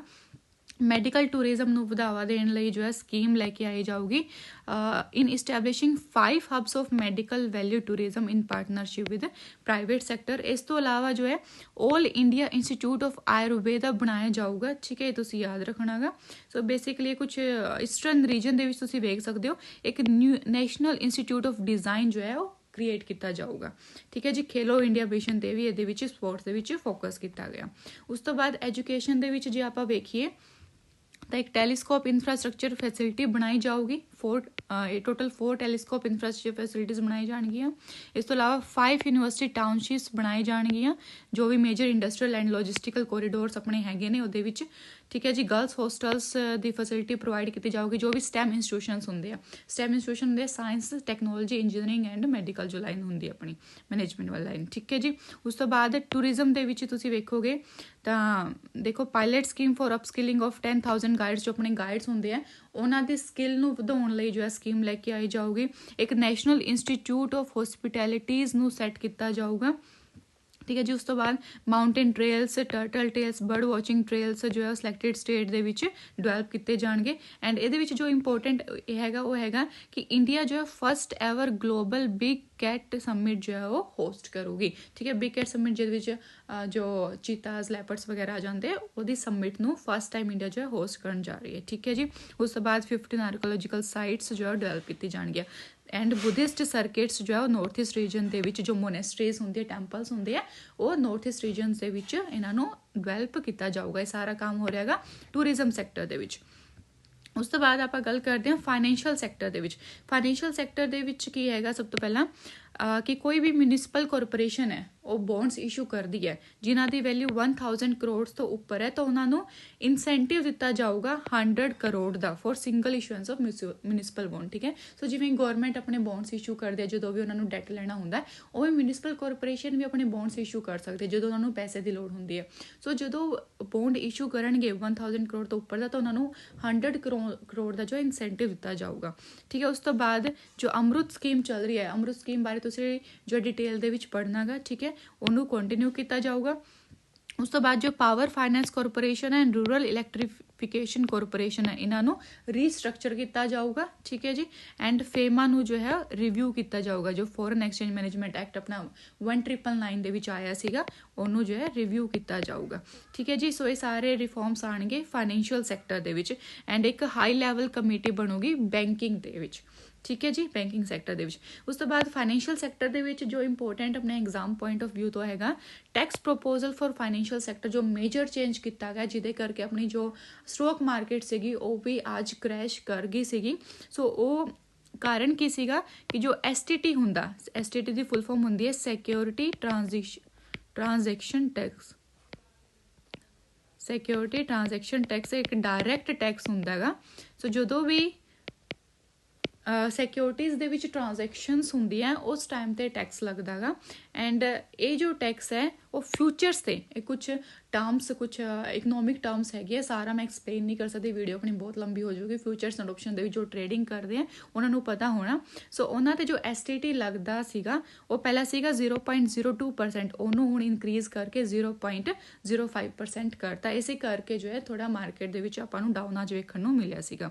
ਠੀਕ ਹੈ ਜੀ, ਬਾਕੀ ਇਹ ਨੰਬਰ ਤੁਸੀਂ ਯਾਦ ਰੱਖਣਾ ਗਾ ਐਂਡ ਇਹ ਨੰਬਰ ਵੀ ਤੁਸੀਂ ਯਾਦ ਰੱਖਣਾ ਗਾ ਐਗਜ਼ਾਮ ਪੁਆਇੰਟ ਆਫ ਵਿਊ ਤੋਂ। ਉਸ ਤੋਂ ਬਾਅਦ ਫਾਰਮਰਸ ਇਨਕਮ ਨੂੰ ਇਨਕਰੀਜ਼ ਕਰਨ ਦੀ ਗੱਲ ਕੀਤੀ ਗਈ ਹੈ ਐਗਰੀਕਲਚਰ ਐਂਡ ਲੀਡ ਸੈਕਟਰ ਦੇ ਵਿੱਚ ਪ੍ਰੋਡਕਟਿਵਿਟੀ ਲੈ ਕੇ। ਠੀਕ ਹੈ, ਇਹਦੇ ਵਿੱਚ ਡੈਡੀਕੇਟਿਡ ਪ੍ਰੋਗਰਾਮ ਚਲਾਏ ਜਾਣਗੇ ਹੋਰਟੀਕਲਚਰ ਦੇ ਵਿੱਚ। ਹੋਰਟੀਕਲਚਰ ਦੇ ਵਿੱਚ ਜਿਵੇਂ ਕਿ ਵਾਲਨਟਸ ਹੋ ਗਏ, ਆਪਣੇ ਬਦਾਮ ਅਖਰੋਟ ਹੋ ਗਏ, ਉਹਨਾਂ ਦੇ ਵਿੱਚ ਹਾਈ ਡੈਂਸਿਟੀ ਕਲਟੀਵੇਸ਼ਨ ਨੂੰ ਐਕਸਪੈਂਡ ਕਰਨ ਦੀ ਗੱਲ ਕੀਤੀ ਗਈ ਹੈ। ਐਨੀਮਲ ਹਸਬੈਂਡਰੀ ਦੇ ਵਿੱਚ ਜੋਬ ਕ੍ਰੀਏਸ਼ਨ ਦੀ ਗੱਲ ਕੀਤੀ ਗਈ ਹੈ। ਲੋਨਸ ਦੀ ਗੱਲ ਕੀਤੀ ਗਈ ਹੈ। ਸਪੋਰਟਿੰਗ ਹਾਈ ਵੈਲਿਊ ਐਗਰੀਕਲਚਰ, ਇਹਦੇ ਵਿੱਚ ਕੋਕੋਨਟ ਪ੍ਰਮੋਸ਼ਨ ਸਕੀਮ ਲੈ ਕੇ ਆਈ ਜਾਊਗੀ। ਉਸ ਤੋਂ ਬਾਅਦ ਇੰਡੀਅਨ ਕੈਸ਼ੂ ਐਂਡ ਕੋਕੋਆ ਪ੍ਰੋਗਰਾਮਸ ਜੋ ਚਲਾਏ ਜਾਣਗੇ। ਉਸ ਤੋਂ ਬਾਅਦ ਤੁਸੀਂ ਵੇਖ ਸਕਦੇ ਹੋ ਫਿਸ਼ਰੀਜ਼ ਦੇ ਵਿੱਚ ਜੋ ਹੈ ਉਹ startups and woman led groups ਦੀ ਗੱਲ ਕੀਤੀ ਗਈ ਹੈ। ਠੀਕ ਹੈ ਜੀ, ਸੈਂਡਲਵੁੱਡਸ ਤੇ ਫੋਕਸ ਕੀਤਾ ਗਿਆ ਐਂਡ ਭਾਰਤ ਵਿਸਤਾਰ, ਇਹ ਤੁਸੀਂ ਇੰਪੋਰਟੈਂਟ ਹੈ, ਤੁਸੀਂ ਯਾਦ ਰੱਖਣਾ ਗਾ। ਭਾਰਤ ਵਿਸਤਾਰ ਯਾਨੀ ਕਿ ਐਗਰੀਕਲਚਰ ਦੇ ਵਿੱਚ ਟੈਕਨੋਲੋਜੀ ਨਹੀਂ ਯੂਜ਼ ਕਰਨਾ। ਠੀਕ ਹੈ, AI ਦਾ ਯੂਜ਼ ਜੋ ਹੈ ਉਸ ਤੇ ਫੋਕਸ ਕਰਦਾ ਭਾਰਤ ਵਿਸਤਾਰ, ਉਹਦੇ ਵਿੱਚ ਵੀ ਇਹ ਗੱਲ ਕੀਤੀ ਗਈ ਹੈ ਬਜਟ ਦੇ ਵਿੱਚ। ਠੀਕ ਹੈ ਜੀ, ਉਸ ਤੋਂ ਬਾਅਦ strengthening the foundation of growth, second ਆਪਣਾ ਜੋ ਪਿਲਰ ਆ ਗਿਆ ਉਹ ਆ ਗਿਆ strengthening the foundation of growth. ਇਹਦੇ ਵਿੱਚ ਸਭ ਤੋਂ ਪਹਿਲਾਂ ਹੈਗਾ ਇਨਫਰਾਸਟ੍ਰਕਚਰ। ਇਨਫਰਾਸਟ੍ਰਕਚਰ ਨੂੰ ਲੈ ਕੇ ਜੋ ਰੀਅਲ ਐਸਟੇਟ ਇਨਵੈਸਟਮੈਂਟ ਫੰਡਸ ਜਿੰਨੇ ਵੀ ਆਪਣੇ ਫੰਡਸ ਹੈਗੇ ਆ, ਠੀਕ ਹੈ ਜੀ, ਉਹਨਾਂ ਦੇ ਵਿੱਚ ਕੁਝ ਇਨੀਸ਼ੀਏਟਿਵਸ ਲਏ ਜਾਣਗੇ। ਠੀਕ ਹੈ ਜੀ, ਉਸ ਤੋਂ ਬਾਅਦ ਜੋ Tier 2 Tier 3 ਸਿਟੀਜ਼ ਹੈਗੀਆਂ ਉਹਦੇ ਵਿੱਚ ਜਿਨ੍ਹਾਂ ਦੀ ਪੋਪੂਲੇਸ਼ਨ 5 ਲੱਖ ਤੋਂ ਵੱਧ ਹੈਗੀ ਆ, ਇਨਫਰਾਸਟ੍ਰਕਚਰ ਉਹਨਾਂ ਦੇ ਵਿੱਚ ਡਿਵੈਲਪ ਕਰਨ ਲਈ ਜੋ ਹੈ ਫੋਕਸ ਕੀਤਾ ਜਾਊਗਾ। ਐਂਡ ਇੱਕ ਨੰਬਰ ਜੋ ਇੰਪੋਰਟੈਂਟ ਆਪਣੇ ਲਈ ਜੋ ਗਵਰਨਮੈਂਟ ਨੇ ਦਿੱਤਾ ਗਾ ਕਿ ਫਾਈਨੈਂਸ਼ੀਅਲ ਈਅਰ 15 ਦੇ ਵਿੱਚ 2015 ਦੇ ਵਿੱਚ ਜੋ ਕੈਪੀਟਲ ਐਕਸਪੈਂਡੀਚਰ ਸੀਗਾ, ਬੇਸਿਕਲੀ ਜੋ ਸਰਕਾਰ ਖਰਚਾ ਕਰ ਰਹੀ ਸੀਗੀ ਇਨਫਰਾਸਟ੍ਰਕਚਰ ਡਿਵੈਲਪ ਕਰਨ ਤੇ, ਉਹ 2 ਲੱਖ ਕਰੋੜ ਸੀਗਾ, ਜੋ ਕਿ 2027 ਦੇ ਵਿੱਚ 12.2 ਲੱਖ ਕਰੋੜ ਹੋ ਜਾਊਗਾ। ਸੋ ਇੰਨਾ ਇਨਕਰੀਜ਼ ਆਪਾਂ ਨੂੰ ਕੈਪੀਟਲ ਐਕਸਪੈਂਡੀਚਰ ਦੇ ਵਿੱਚ ਵੇਖਣ ਨੂੰ ਮਿਲੇਗਾ। ਠੀਕ ਹੈ, ਇਹਦੇ ਲਈ ਜੋ ਇੱਕ ਇਨਫਰਾਸਟ੍ਰਕਚਰ ਰਿਸਕ ਗਾਰੰਟੀ ਫੰਡ ਜੋ ਹੈ ਇਸਟੈਬਲਿਸ਼ ਕੀਤਾ ਜਾਊਗਾ। ਠੀਕ ਹੈ ਜੀ, ਜੋ ਸੈਂਟਰ ਦੀ ਜੋ ਪਬਲਿਕ ਸੈਕਟਰ ਐਂਟਰਪ੍ਰਾਈਜ਼ਸ ਹੁੰਦੀਆਂ ਨੇ, ਜੋ ਬੇਸਿਕਲੀ ਗਵਰਨਮੈਂਟ ਕੰਪਨੀਜ਼ ਹੁੰਦੀਆਂ, ਤਾਂ ਉਹਦੇ ਵਿੱਚ ਜੋ ਹੈ ਰੀਸਟਰਕਚਰਿੰਗ ਕੀਤੀ ਜਾਊਗੀ। ਉਸ ਤੋਂ ਬਾਅਦ ਡੈਡੀਕੇਟਿਡ ਇੱਕ ਆਪਣੇ ਲਈ ਜੋ ਇੰਪੋਰਟੈਂਟ ਹੈਗਾ, ਇਹਦੇ ਵਿੱਚ ਨਿਊ ਡੈਡੀਕੇਟਿਡ ਫਰੈਟ ਕੋਰੀਡੋਰ ਬਣਾਇਆ ਜਾਊਗਾ, ਜੋ ਕਿ ਈਸਟ ਦੇ ਵਿੱਚ ਡੰਕੁਨੀ ਐਂਡ ਵੈਸਟ ਦੇ ਵਿੱਚ ਸੂਰਤ ਨੂੰ ਜੋੜੂਗਾ। ਆਲਰੇਡੀ ਆਪਣੇ ਕੋਲ ਜੋ ਹੈ 2 ਡੈਡੀਕੇਟਿਡ ਫਰੈਟ ਕੋਰੀਡੋਰਸ ਹੈਗੇ ਆ, ਇੱਕ ਹੈਗਾ ਜੋ ਨੌਰਥ ਟੂ ਸਾਊਥ ਜਾਂਦਾ ਹੈਗਾ, ਠੀਕ ਹੈ ਜੀ, ਇੱਕ ਵੈਸਟ ਸਾਈਡ ਤੇ, ਇੱਕ ਹੈਗਾ ਈਸਟਰਨ ਸਾਈਡ ਤੇ। ਠੀਕ ਹੈ ਜੀ, ਉਹ ਤੁਸੀਂ ਕਮੈਂਟ ਸੈਕਸ਼ਨ ਦੇ ਵਿੱਚ ਮੈਨੂੰ ਦੱਸੋ ਕਿ 2 ਆਪਣੇ ਆਲਰੇਡੀ ਫਰੈਟ ਕੋਰੀਡੋਰਸ ਕਿਹੜੇ ਨੇ। ਸੋ ਤੀਜਾ ਆਪਣਾ ਕਿਹਨੂੰ ਜੋੜੂਗਾ, Dankuni in the east to the Surat in the west, ਇਹ 2 ਸਿਟੀਜ਼ ਨੂੰ ਜੋੜੂਗਾ। ਠੀਕ ਹੈ, ਇਹ ਆਪਣੇ ਲਈ ਇੰਪੋਰਟੈਂਟ ਹੈ। ਉਸ ਤੋਂ ਬਾਅਦ 20 ਨਿਊ ਨੈਸ਼ਨਲ ਵਾਟਰਵੇਜ਼ ਜੋ ਬਣਾਏ ਜਾਣਗੇ ਆਪਣੇ ਲਈ। ਠੀਕ ਹੈ, and coastal cargo promotion scheme ਜੋ ਹੈ ਉਹ ਲਾਂਚ ਹੋਊਗੀ। ਇਹਦਾ ਮਕਸਦ ਕੀ ਹੋਊਗਾ, ਦੇਖੋ ਆਪਣਾ ਜੋ ਟਰਾਂਸਪੋਰਟ ਹੁੰਦਾ ਜਾਂ ਤਾਂ ਰੇਲ ਦੇ ਥਰੂ ਹੁੰਦਾ, ਕਾਰਗੋ ਦਾ ਟਰਾਂਸਪੋਰਟ ਹੁੰਦਾ ਰੇਲ ਦੇ ਥਰੂ ਹੁੰਦਾ, ਰੋਡਵੇਜ਼ ਦੇ ਥਰੂ ਹੁੰਦਾ, ਉਹ ਵਾਟਰਵੇਜ਼ ਦੇ ਥਰੂ ਹੋਵੇ। ਜਿਵੇਂ ਆਪਣੇ ਰਿਵਰਸ, ਬ੍ਰਹਮਪੁੱਤਰਾ ਰਿਵਰ ਤੇ ਵਾਟਰਵੇ ਹੈਗਾ, ਗੰਗਾ ਰਿਵਰ ਤੇ ਵਾਟਰਵੇ ਹੈਗਾ, ਮਤਲਬ ਉਹ ਸ਼ਿਪਿੰਗ ਦੇ ਥਰੂ ਜੋ ਹੈ ਕਾਰਗੋ ਟਰਾਂਸਪੋਰਟ ਹੋਵੇ, ਉਹਦੇ ਲਈ ਸਕੀਮ ਲੈ ਕੇ ਆਈ ਜਾਊਗੀ। ਐਂਡ ਉਹਦਾ ਜੋ ਟਾਰਗੇਟ ਰੱਖਿਆ ਹੈ ਗਵਰਨਮੈਂਟ ਨੇ, ਉਹ ਐਟ ਪ੍ਰੈਜ਼ੈਂਟ 6% ਹੈ ਕੋਸਟਲ ਸ਼ਿਪਿੰਗ ਆਪਣੀ, ਉਹਨੂੰ ਵਧਾ ਕੇ 12% ਕਰਨਾ ਬਾਏ ਦਾ ਈਅਰ 2047। ਇਹ ਇੰਪੋਰਟੈਂਟ ਹੈ, ਤੁਸੀਂ ਯਾਦ ਰੱਖਣਾ ਗਾ। ਠੀਕ ਹੈ, ਉਸ ਤੋਂ ਇਲਾਵਾ ਇੱਕ ਸੀ ਪਲੇਨ ਵਾਇਬਿਲਿਟੀ ਗੈਪ ਫੰਡਿੰਗ ਸਕੀਮ ਜੋ ਹੈ ਉਹ ਲਾਂਚ ਕਰੂਗੀ ਗਵਰਨਮੈਂਟ। ਐਂਡ ਇਹਦਾ ਪਰਪਸ ਕੀ ਹੋਊਗਾ ਕਿ ਜੋ ਸੀ ਪਲੇਨਸ ਤੁਸੀਂ ਵੇਖੇ ਹੋਣੇ, ਸੀ ਪਲੇਨਸ ਉਹਨੂੰ ਇੰਡੀਜਨਾਈਜ਼ ਕਰਨਾ, ਉਹਦੀ ਮੈਨੂਫੈਕਚਰਿੰਗ ਨੂੰ ਇੰਡੀਜਨਾਈਜ਼ ਕਰਨਾ। ਬੇਸਿਕਲੀ ਇਹ ਡੋਮੈਸਟਿਕ ਮੈਨੂਫੈਕਚਰਿੰਗ ਤੇ ਹੀ ਇਹਦੇ ਵਿੱਚ ਫੋਕਸ ਕੀਤਾ ਜਾ ਰਿਹਾ ਹੈਗਾ। ਉਸ ਤੋਂ ਬਾਅਦ ਪੂਰਵੋਦੈ ਤੁਸੀਂ ਵੇਖੋ, development of integrated East cost industrial corridor ਜੋ ਹੈ ਉਹ ਬਣਾਇਆ ਜਾਊਗਾ। ਠੀਕ ਹੈ ਜੀ, ਇਹ ਵੀ ਇੰਪੋਰਟੈਂਟ ਹੈ, ਤੁਸੀਂ ਯਾਦ ਰੱਖਣਾ। ਉਸ ਤੋਂ ਬਾਅਦ ensuring long term energy security and stability, ਤੁਸੀਂ ਪੜ੍ਹ ਸਕਦੇ ਹੋ, ਇਹਦੇ ਵਿੱਚ ਕੁਝ ਖਾਸ ਨਹੀਂ ਹੈਗਾ। ਠੀਕ ਹੈ ਜੀ, ਇਹਦੇ ਵਿੱਚ ਤੁਸੀਂ ਇਹ ਚੀਜ਼ ਵੇਖਿਓ। ਅੱਛਾ, ਅਰਬਨਾਈਜੇਸ਼ਨ ਸਿਟੀ ਇਕਨੋਮਿਕ ਰੀਜਨ ਸੇ ਆਪਣੇ ਲਈ ਇੰਪੋਰਟੈਂਟ ਹੈਗਾ। ਇਹਦੇ ਵਿੱਚ Tier 2 Tier 3 cities and temple towns ਤੇ ਜੋ ਹੈ ਫੋਕਸ ਕੀਤਾ ਗਿਆ। ਐਂਡ 7 ਹਾਈ ਸਪੀਡ ਰੇਲ ਕੋਰੀਡੋਰਸ ਬਣਾਏ ਜਾਣਗੇ। ਠੀਕ ਹੈ, ਕਿੱਥੇ ਮੁੰਬਈ ਟੂ ਪੁਣੇ, पुणे हैदराबाद, हैदराबाद बेंगलुरु, हैदराबाद चेन्नई, चेन्नई बेंगलुरु, दिल्ली वाराणसी, वाराणसी सिलीगुड़ी, ठीक है जी, इन्हों डेवलप किया जाऊगा। ये अपने लिए इंपोर्टेंट सीगे। उस बाद पीपल सेंट्रिक डेवलपमेंट जो थर्ड पिलर सीगा पीपल सेंट्रिक डेवलपमेंट, ਉਹਦੇ ਵਿੱਚ ਆਪਾਂ ਆਲਰੇਡੀ ਗੱਲ ਕੀਤੀ ਸੀ ਜੋ ਕੇਅਰ ਇਕੋਸਿਸਟਮ ਸੀਗਾ, ਜੋ ਕੇਅਰ ਗਿਵਰਸ ਨੇ, ਚਾਈਲਡ ਕੇਅਰ ਹੋਵੇ ਜਾਂ ਫਿਰ 올ਡ ਏਜ ਜੋ ਕੇਅਰ ਗਿਵਰਸ ਹੁੰਦੇ ਆ ਉਹਨਾਂ ਦੇ ਵਿੱਚ 1.5 ਲੱਖ ਕੇਅਰ ਗਿਵਰਸ ਨੂੰ ਜੋ ਹੈ ਉਹ ਸਕਿੱਲ ਜੋ ਹੈ ਦਿੱਤੀ ਜਾਊਗੀ, ਠੀਕ ਹੈ। ਇਸ ਤੋਂ ਇਲਾਵਾ ਇੱਕ ਸੈਲਫ ਹੈਲਪ ਐਂਟਰਪ੍ਰੈਨਿਓਰ ਮਾਰਟ ਜੋ ਬਣਾਏ ਜਾਣਗੇ ਬੇਸਿਕਲੀ, ਜੋ ਰਿਟੇਲ ਸ਼ਾਪਸ ਜਿਵੇਂ ਕਿ ਕੋਈ ਇੱਕ ਓਨਰ ਹੁੰਦਾ ਆਪਣਾ, ਜੋ ਰਿਟੇਲ ਸ਼ਾਪਸ ਹੁੰਦੇ ਆ ਉਹਦੇ ਵਿੱਚ ਇੱਕ ਕਮਿਊਨਿਟੀ ਓਨਰ ਹੋਣਗੇ, ਇੱਕ ਓਨਰ ਨਾ ਹੋ ਕੇ ਇੱਕ ਕਮਿਊਨਿਟੀ ਓਨਡ ਰਿਟੇਲ ਆਊਟਲੈਟਸ ਜੋ ਆਪਾਂ ਨੂੰ ਵੇਖਣ ਨੂੰ ਮਿਲ ਸਕਦੇ ਆ। ਇਸ ਤੋਂ ਇਲਾਵਾ ਜੋ ਇੰਪੋਰਟੈਂਟ ਹੈਗਾ ਆਪਣੇ ਲਈ ਉਹ ਹੈਗਾ ਦਿਵਿਆਂਗ ਕੌਸ਼ਲ ਯੋਜਨਾ ਜੋ ਹੈ ਲਾਂਚ ਕੀਤੀ ਜਾਊਗੀ, providing dignified livelihood opportunities through industry relevant and customised training. Basically ਜੋ ਦਿਵਿਆਂਗ ਹੈਗੇ ਆ ਉਹਨਾਂ ਦੇ ਸਕਿੱਲਸ ਨੂੰ ਇੰਪਰੂਵ ਕਰਨ ਲਈ ਉਹਨਾਂ ਨੂੰ ਜੋ ਉਹ ਟ੍ਰੇਨਿੰਗ ਦਿੱਤੀ ਜਾਊਗੀ, ਠੀਕ ਹੈ ਜੀ। ਉਸ ਤੋਂ ਬਾਅਦ ਦਿਵਿਆਂਗ ਸਹਾਰਾ ਯੋਜਨਾ, ਠੀਕ ਹੈ ਜੀ, ਇਹਦਾ ਪਰਪਸ ਕੀ ਹੋਊਗਾ, timely access to high quality assistive devices for all eligibles. ਤਾਂ ਉਹਨਾਂ ਨੂੰ ਜੋ ਅਸਿਸਟਿਵ ਡਿਵਾਈਸਿਸ ਹੁੰਦੇ ਆ, ਮੰਨ ਲਓ ਕਿਸੇ ਨੂੰ ਹੀਅਰਿੰਗ ਇੰਪੇਅਰਮੈਂਟ ਹੈ, ਸੁਣਦਾ ਨਹੀਂ ਹੈਗਾ ਤਾਂ ਉਹਨੂੰ ਹੀਅਰਿੰਗ ਏਡ ਦੇ ਦੀ, ਕਿਸੇ ਨੂੰ ਵਿਜ਼ੂਅਲ ਇੰਪੇਅਰਮੈਂਟ ਹੈ ਤਾਂ ਉਹਦੇ ਲਈ ਜੋ ਹੈ ਉਹ ਏਡ ਦੇ ਦੀ, ਕੋਈ ਚੱਲ ਨਹੀਂ ਸਕਦਾ ਤਾਂ ਉਹਦੇ ਲਈ ਜੋ ਅਸਿਸਟਿਵ ਏਡਸ ਹੈਗੀ ਹੈ ਉਹ ਉਹਨਾਂ ਨੂੰ ਪ੍ਰੋਵਾਈਡ ਕੀਤੀ ਜਾਣਗੀਆਂ ਦਿਵਿਆਂਗ ਸਹਾਰਾ ਯੋਜਨਾ ਦੇ ਵਿੱਚ, ਠੀਕ ਹੈ ਜੀ। ਸੋ ਇਹ ਸਾਰੇ ਜੋ ਹੈ ਸਕੀਮਸ ਤੁਸੀਂ ਯਾਦ ਰੱਖਣੀਆਂ ਨੇ। ਉਸ ਤੋਂ ਬਾਅਦ ਟਰਸਟ ਬੇਸਡ ਗਵਰਨੈਂਸ ਦੀ ਗੱਲ ਹੋ ਰਹੀ ਹੈ, ਤੁਸੀਂ ਆਪ ਪੜ੍ਹ ਸਕਦੇ ਹੋ, ਉਹਦੇ ਵਿੱਚ ਕੁਝ ਖਾਸ ਨਹੀਂ ਹੈਗਾ, ਇਹ ਤੁਸੀਂ ਪੜ੍ਹ ਲੈਣਾ। ਇਹਦੇ ਵਿੱਚ ਤੁਸੀਂ ਯਾਦ ਰੱਖ ਸਕਦੇ ਹੋ ਕਿ MAT is proposed to be made final tax, ਠੀਕ ਹੈ ਜੀ, ਮੈਟ ਨੂੰ ਜੋ ਹੈ ਉਹ ਫਾਈਨਲ ਟੈਕਸ ਬਣਾਇਆ ਗਿਆ ਹੈਗਾ। ਉਸ ਤੋਂ ਬਾਅਦ ਬਸ ਇਹ ਤੁਸੀਂ ਪੜ੍ਹ ਸਕਦੇ ਹੋ। ਇਹਦੇ ਵਿੱਚ ਇਹ ਇੱਕ ਇੰਪੋਰਟੈਂਟ ਫੈਕਟ ਹੈਗਾ, ਇਹਦੇ ਵਿੱਚ ਜੋ ਟੈਕਸ ਕਲੈਕਸ਼ਨ ਐਟ ਸੋਰਸ ਹੁੰਦਾ ਗਾ ਉਹਨੂੰ ਕਮ ਕੀਤਾ ਗਿਆ। ਜੋ ਓਵਰਸੀਜ਼ ਆਪਣੇ ਟੂਰ ਪੈਕੇਜ ਪ੍ਰੋਗਰਾਮ ਹੁੰਦੇ, ਮੰਨ ਲਓ ਦੁਬਈ ਦਾ ਹੋ ਗਿਆ, ਠੀਕ ਹੈ, ਉਹਦੇ ਵਿੱਚ ਜੋ ਟੈਕਸ ਕਲੈਕਸ਼ਨ ਐਟ ਸੋਰਸ ਸੀਗਾ ਉਹਨੂੰ ਰਿਡਿਊਸ ਕੀਤਾ ਗਿਆ 5% ਐਂਡ 20% ਤੋਂ 2% ਹੋਣ ਜਾ ਕਰਤਾ, ਠੀਕ ਹੈ। ਇਹ ਤੁਸੀਂ ਇੰਪੋਰਟੈਂਟ ਫੈਕਟ ਹੈ, ਤੁਸੀਂ ਯਾਦ ਰੱਖ ਸਕਦੇ ਹੋ। ਬਾਕੀ ਇੱਕ ਵਾਰ ਰੀਡਿੰਗ ਦੇ ਲਿਓ, ਠੀਕ ਹੈ ਜੀ। ਉਸ ਤੋਂ ਬਾਅਦ ਨੈਕਸਟ ਆਪਣਾ ਹੁੰਦਾ ਹੈਗਾ ਫਿਸਕਲ ਮੈਟਰਸ, ਜੋ ਆਪਣਾ 6 ਪਿਲਰ ਸੀਗਾ ਫਿਸਕਲ ਮੈਟਰਸ। ਇੱਕ ਇੰਪੋਰਟੈਂਟ ਆਪਣਾ ਹੈਗਾ 16th ਫਾਈਨੈਂਸ ਕਮਿਸ਼ਨ ਜੋ ਬਣਾਇਆ ਸੀਗਾ, ਉਹਦੀ ਰਿਕਮੈਂਡੇਸ਼ਨ ਨੂੰ ਜੋ ਹੈ ਗੌਰਮੈਂਟ ਨੇ ਮੰਨ ਲਿਆ ਗਾ। ਐਂਡ ਜੋ ਸਟੇਟ ਦਾ ਸ਼ੇਅਰ ਹੈ ਬੇਸਿਕਲੀ ਫਿਸਕਲ ਜੋ ਕਮਿਸ਼ਨ ਆਪਣੇ ਹੁੰਦੇ ਆ, ਫਾਈਨੈਂਸ ਕਮਿਸ਼ਨ ਹੁੰਦੇ ਆ ਸੋਰੀ, ਇਹਨਾਂ ਦਾ ਪਰਪਸ ਹੁੰਦਾ ਹੈ ਡਿਸਾਈਡ ਕਰਨਾ ਕਿ ਜੋ ਟੋਟਲ ਰੈਵਨਿਊ ਆਪਣਾ ਗੌਰਮੈਂਟ ਦਾ ਹੈਗਾ, ਜੋ ਟੋਟਲ ਟੈਕਸ ਆ ਰਿਹਾ ਉਹਦੇ ਵਿੱਚ ਸਟੇਟ ਦਾ ਸ਼ੇਅਰ ਕਿੰਨਾ ਬਣੂਗਾ ਉਹ ਡਿਸਾਈਡ ਕਰਨਾ। ਸੋ ਜੋ 16th ਫਾਈਨੈਂਸ ਕਮਿਸ਼ਨ ਸੀਗਾ ਉਹਦੇ ਵਿੱਚ ਗੱਲ ਕੀਤੀ ਗਈ ਸੀਗੀ 41%, ਯਾਨੀ ਕਿ ਅਗਰ 100 ਰੁਪੀਜ਼ ਜੋ ਗੌਰਮੈਂਟ ਕੋਲ ਆ ਰਿਹਾ ਹੈਗਾ ਸੈਂਟਰ ਗੌਰਮੈਂਟ ਕੋਲ, ਉਹਦੇ ਵਿੱਚੋਂ 41 ਰੁਪੀਜ਼ ਜੋ ਹੈਗੇ ਆ ਉਹ ਸਟੇਟਸ ਨੂੰ ਜਾਣਗੇ ਐਜ਼ ਅ ਡੈਵੋਲੂਸ਼ਨ, ਠੀਕ ਹੈ ਜੀ। ਸੋ ਇਹ ਰਿਕਮੈਂਡੇਸ਼ਨ ਨੂੰ ਐਕਸੈਪਟ ਕਰ ਲਿਆ ਗਿਆ। ਐਂਡ ਇਹਦੇ ਵਿੱਚ ਜੋ ਹੈ 1.4 ਲੱਖ, ਇਹ ਇੰਪੋਰਟੈਂਟ ਨੰਬਰ ਹੈਗਾ, 1.4 ਲੱਖ ਕਰੋੜ ਜੋ ਹੈ ਉਹ ਸਟੇਟਸ ਨੂੰ ਐਜ਼ ਅ ਗ੍ਰਾਂਟ ਦਿੱਤਾ ਜਾਊਗਾ ਫਾਈਨੈਂਸ਼ੀਅਲ ਈਅਰ 27 ਦੇ ਵਿੱਚ, ਠੀਕ ਹੈ ਜੀ। ਐਂਡ ਇਹਦੇ ਵਿੱਚ ਮੇਨਲੀ ਕਿਹੜੀ ਸੈਕਟਰ ਦੇ ਵਿੱਚ ਦਿੱਤਾ ਜਾਊਗਾ, rural and urban local bodies and disaster management grants ਦੇ ਥਰੂ ਇੰਨਾ ਪੈਸਾ ਜੋ ਹੈ ਉਹ ਦਿੱਤਾ ਜਾਊਗਾ, ਇਹ ਤੁਸੀਂ ਯਾਦ ਰੱਖਣਾ ਹੈਗਾ, ਠੀਕ ਹੈ। ਇਸ ਤੋਂ ਬਾਅਦ ਫਿਸਕਲ ਕੰਸੋਲੀਡੇਸ਼ਨ ਦੀ ਗੱਲ ਕਰ ਰਹੇ ਸੀਗੇ ਆਪਾਂ। ਫਿਸਕਲ ਕੰਸੋਲੀਡੇਸ਼ਨ ਦੇ ਵਿੱਚ ਜੋ ਨੰਬਰਸ ਹੈ ਉਹ ਸੀਗੇ, ਇਹਦੇ ਵਿੱਚ ਆਪਣੇ ਲਈ ਇੰਪੋਰਟੈਂਟ ਆਉਂਦਾ ਡੈਟ ਟੂ GDP ਰੇਸ਼ੀਓ, ਯਾਨੀ ਕਿ ਗੌਰਮੈਂਟ ਦਾ ਕਿੰਨਾ ਰਿਣ ਹੈਗਾ ਤੇ ਕਿੰਨੀ ਉਹਦੀ GDP, ਇੱਕ ਡੈਟ ਟੂ GDP ਰੇਸ਼ੀਓ ਆਪਣੀ ਹੁੰਦੀ ਹੈ। ਸੋ ਇਹ ਜੋ ਹੈ 2025-26 ਦੇ ਵਿੱਚ ਇੰਡੀਅਨ ਗੌਰਮੈਂਟ ਦਾ ਜੋ ਡੈਟ ਟੂ GDP ਰੇਸ਼ੀਓ ਸੀਗਾ ਉਹ ਸੀਗਾ 56.1%, ਠੀਕ ਹੈ ਜੀ, ਜੋ ਕਿ 2026-27 ਦੇ ਵਿੱਚ ਜੋ ਟਾਰਗੇਟ ਰੱਖਿਆ ਗਿਆ ਇਹਨੂੰ ਘਟਾ ਕੇ 56.1% ਤੋਂ ਘਟਾ ਕੇ 55.6% ਕੀਤਾ ਜਾਊਗਾ। ਐਂਡ 2030 ਦਾ ਜੋ ਟਾਰਗੇਟ ਰੱਖਿਆ ਉਹ ਗੌਰਮੈਂਟ ਕਹਿ ਰਹੀ ਹੈ 50 + -1%, ਯਾਨੀ ਕਿ 49 ਤੋਂ 51% ਤੱਕ ਅਸੀਂ ਗੌਰਮੈਂਟ ਜੋ ਡੈਟ ਟੂ GDP ਰੇਸ਼ੀਓ ਇਹਨੂੰ ਲੈ ਕੇ ਆਵਾਂਗੇ 2030 ਤੱਕ। ਉਸ ਤੋਂ ਬਾਅਦ ਆਪਣੇ ਲਈ ਇੰਪੋਰਟੈਂਟ ਹੈਗਾ ਫਿਸਕਲ ਡੈਫਿਸਿਟ। ਫਿਸਕਲ ਡੈਫਿਸਿਟ ਕੀ ਹੁੰਦਾ, ਬੇਸਿਕਲੀ ਰੈਵਨਿਊ ਮਾਈਨਸ ਐਕਸਪੈਂਡੀਚਰ ਜੋ ਹੁੰਦਾ, ਗੌਰਮੈਂਟ ਦਾ ਪੈਸਾ ਜੋ ਆ ਰਿਹਾ ਗੌਰਮੈਂਟ ਕੋਲੇ ਐਂਡ ਜੋ ਗੌਰਮੈਂਟ ਖਰਚਾ ਕਰ ਰਹੀ ਆ ਉਹਦਾ ਜੋ ਗੈਪ ਹੁੰਦਾ ਉਹਨੂੰ ਆਪਾਂ ਫਿਸਕਲ ਡੈਫਿਸਿਟ ਕਹਿ ਦਿੰਦੇ ਆ। ਸੋ ਫਿਸਕਲ ਡੈਫਿਸਿਟ ਦਾ ਜੋ 2025-26 ਦਾ ਐਸਟੀਮੇਟ ਰੱਖਿਆ ਸੀਗਾ ਉਹ ਸੀਗਾ 4.4%, ਜੋ ਕਿ 26-27 ਦਾ ਜੋ ਇਸ ਟਾਈਮ ਦਾ ਜੋ ਐਸਟੀਮੇਟ ਰੱਖਿਆ ਗਿਆ ਉਹ ਹੈਗਾ 4.3%। ਸੋ ਜ਼ਿਆਦਾ ਜੋ ਹੈ ਕਟੌਤੀ ਆਪਾਂ ਨੂੰ ਇਹਦੇ ਵਿੱਚ ਵੇਖਣ ਨੂੰ ਨਹੀਂ ਮਿਲਦੀ ਕਿ ਹਾਲਾਂਕਿ ਥੋੜਾ ਕਮ ਹੈ।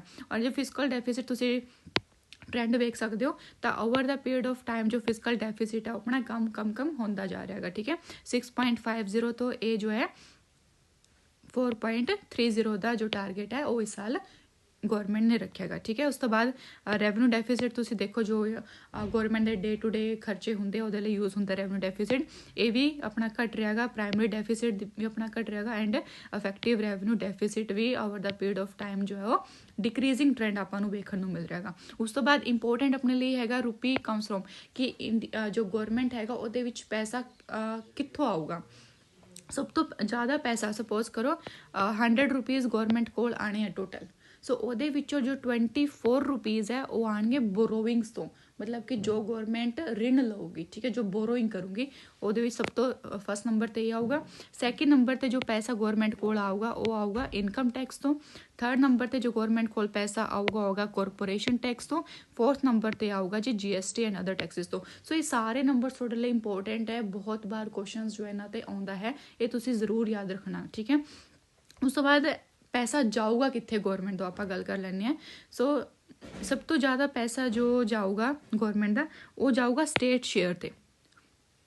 अगर 100 रुपीज़ आ रहा है तो 22% कि जाऊगा वो स्टेट शेयर पर जाऊगा। सैकेंड नंबर पर इंटरस्ट पेमेंट, क्योंकि सब तो ज़्यादा पैसा आ कितों रहा बोरोविंग्स तो आ रहा है तो वो फिर इंटरस्ट पेमेंट भी तो करनी पऊगी, तो सैकेंड नंबर पर जो पैसा जाऊगा वो इंटरस्ट पेमेंट के जाऊगा। थर्ड नंबर पर जो पैसा जाऊगा सेंट्रल सैक्टर स्कीम्स के जाऊगा। सो एटलीस्ट 4 to 5 तो ये जरूर याद रखना है कितों पैसा आऊगा गौरमेंट को एंड कितने पैसा जाऊगा किहड़े सैक्टर के जाऊगा वो तुम याद रखना है। ठीक है जी, उस तो बाद कुछ ट्रेंड्स है वो तुम वेख सकते हो, कई बार स्टेटमेंट बेस्ड क्वेश्चन जो आ जाते हैं ट्रेंड्स से। So capital receipt and revenue receipt का ट्रेंड तुम वेखोगे जी। कैपिटल रिसीट बेसिकली जो होंगी जो बेसिकली रिसीट का मतलब होंगे कि गौरमेंट को पैसा आ रहा बट वो किहड़े तरीके तो आ रहा, जे तो वो आ रहा फाइनस तो या फिर टैक्स कलैक्ट करके तो उन्होंने आप रेवन्यू रिसीट्स कह देंगे हैं। कैपिटल रिसीट मान लो कि गौरमेंट की कोई कंपनी सी उन्हें अपना कोई शेयर बेचता जिन्होंं आप डिसइन्वेस्टमेंट कह देंगे हैं, मतलब वो एसेट कम हो गए तो अपने कैपिटल रिसीट्स के आते हैं। सो कैपिटल रिसीट्स भी ओवर द टाइम इनक्रीज होए है तो अपने जो रेवन्यू रिसीट्स है वो भी ओवर द टाइम इनक्रीज होए है। ठीक है, नंबर तुम याद रखना चाहो तो वैल एंड गुड है। उस तो बाद एक्सपेंडिचर भी जो तुम वेखोगे ये अपना हैगा इफेक्टिव कैपिटल एक्सपेंडिचर। ठीक है जी, ये अपना हैगा रेवन्यू एक्सपेंडिचर। ठीक है, रेवन्यू एक्सपेंडिचर बेसिकली आऊगा कि जिदे विच गौरमेंट को कोई एसेट क्रिएट नहीं हो रहा, जिवें कि गौरमेंट पेंशनस दिंदी है, सैलरीज वगैरह दिंदी है ना, ओल्ड एज पेंशन आ गई तो रेवन्यू एक्सपेंडिचर दे विच आ गया, तो ये रेवन्यू एक्सपेंडिचर भी वध रहा है। कैपिटल एक्सपेंडिचर जो कि अपने लिए वधिया है कि अपना कुछ इंफ्रास्ट्रक्चर क्रिएट हो रहा है वो भी आपां जो है ज़्यादा वेखण नूं मिलूगा। ठीक है जी, सो ये नंबर्स है तुसी ध्यान दे विच रखने ने। उस तो बाद total transfer to states over the period of time जो है वो इंक्रीज होएगा, जो शेयर हैगा स्टेट्स का वो ओवर द टाइम इंक्रीज हो रहा है 2022-23 तो लैके 2026-27 का जो टारगेट हैगा 26.2 हैगा। ठीक है जी, लाख करोड़ के विच नंबर हैगा। उस तो बाद एक्सपेंडिचर ऑफ मेजर आइटम्स ये आप पहला भी गल कर चुके थे कि सब तो ज़्यादा पैसा जो ट्रांसपोर्ट पर जो है एलोकेट किया गया। उस तो बाद defence, rural development and fourth number is home affairs. ठीक है जी, सो कुछ सैक्टर्स तुसी जो है एटलीस्ट 4-5 जो है सैक्टर्स पहले 4-5 सैक्टर तुसी याद रखने हैं, सीरीज़ दे विच याद रखने हैं। ठीक है जी, so this was all about the key highlights of the budget. ठीक है जी, ये जो स्कीम्स मैंशन है वो तुसी जरूर याद रखनी है, जो भी स्कीम्स आने वाले टाइम के लॉन्च होणगियां जिन्ना भी जिक्र है, जिवें कि एक अमृत स्कीम सी गौरमेंट ने कहा कि असं इनू कंटिन्यू रखांगे, तो अमृत स्कीम बारे तुसी जरूर पढ़ना कि स्कीम दे विच की सीगा। ठीक है, जो सैमी कंडक्टर मिशन सीगा उहदे बारे तुसी जरूर पढ़ना गा। ठीक है जी, बाकी तुसी डॉक्यूमेंट्स पढ़ सकते हो सारे, एक बार रीडिंग जरूर देनी है एंड काफ़ी इंपोर्टेंट बजट अपने लिए हो जाता। कोई भी अपना एग्जाम है, स्टेट गौरमेंट का एग्जाम है, सेंट्रल गौरमेंट का एग्जाम है, सो बहुत चांसेस होंगे है कि बजट तो 1-2 क्वेश्चन जो है जरूर आते हैं। ठीक है जी, तो इनू थोरोली अपना कवर करके जाओ। आई होप ये वीडियो थोड़ी हेल्पफुल रही होगी। So thank you so much for watching. Thank you.